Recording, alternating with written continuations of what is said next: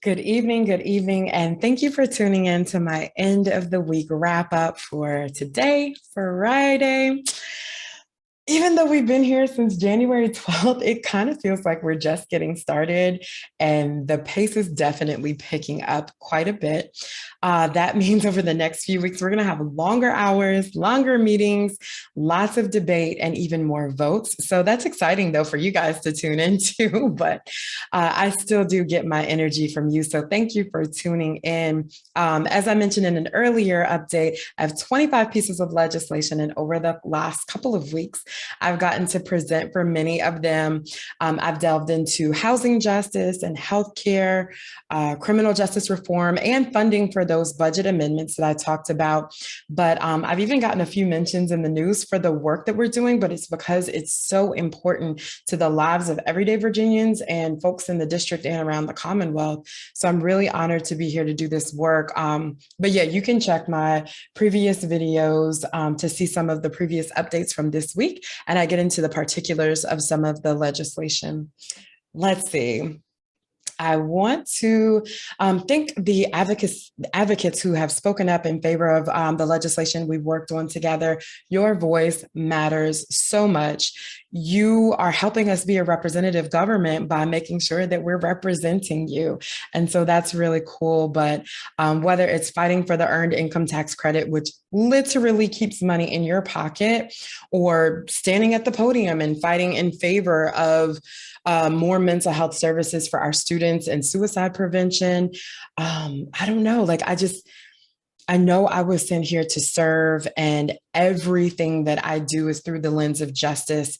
And that is what keeps me going. And it's kind of disheartening sometimes when the bills don't pass, but I mean, we have to fight to pass bills, but we also have to fight to defend the progress that we made over the last 2 years that's literally happening in your favor.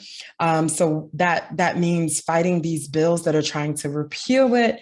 And that's from like I mentioned, the student loan debt, the localities having the power to enact ordinances to prevent gun violence, the strides we've made in education. I mean, it's just every single industry, every single interest.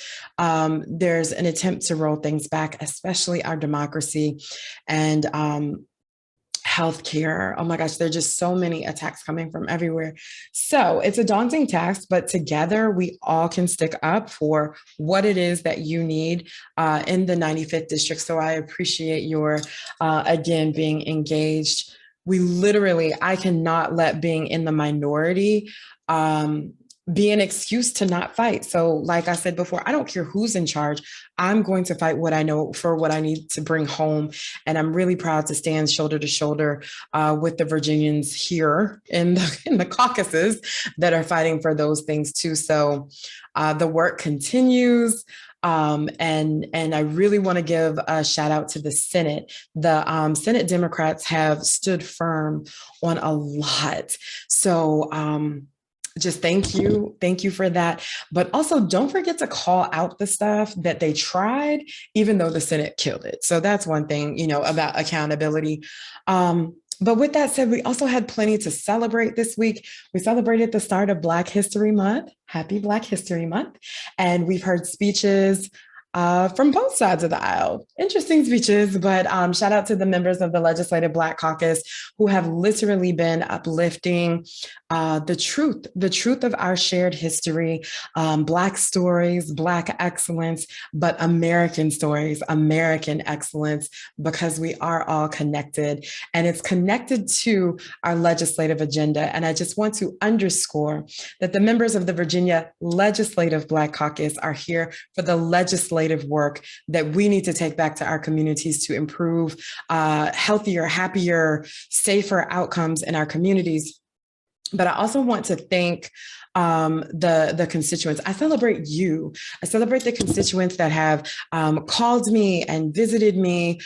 We are trying to get you to do virtual visits, excuse me, because of the situation with just the pandemic. But thank you to those that have sent emails, that have commented on social media. Your feedback is really important, and so I definitely celebrate you. And you've spoken up on a variety of bills, which means you're paying attention to a lot that's going on. And so I celebrate that. I celebrate your being a part of the democratic process, of the legislative process. And just thank you for what you're doing to help us deliver and protect progress here in the Commonwealth. As far as my legislation, if you want to see a full list of the bills and track them, you can go to the link that I'll put in the caption. And it's just really important that if you want to follow along on the day-to-day updates, social media really is the best place to follow me. I'm on Instagram, Facebook, Twitter, and I also have a YouTube channel. So I'm not sure where you're accessing this. And then my website is delegatemarciaprice.com, all spelled out.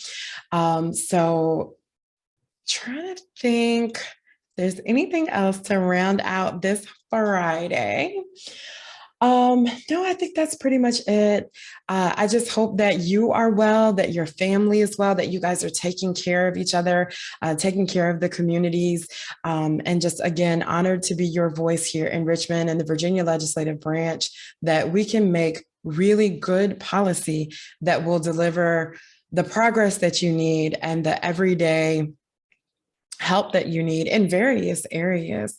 With that, I hope you have a healthy and safe weekend, and we will see you on Monday. Bye.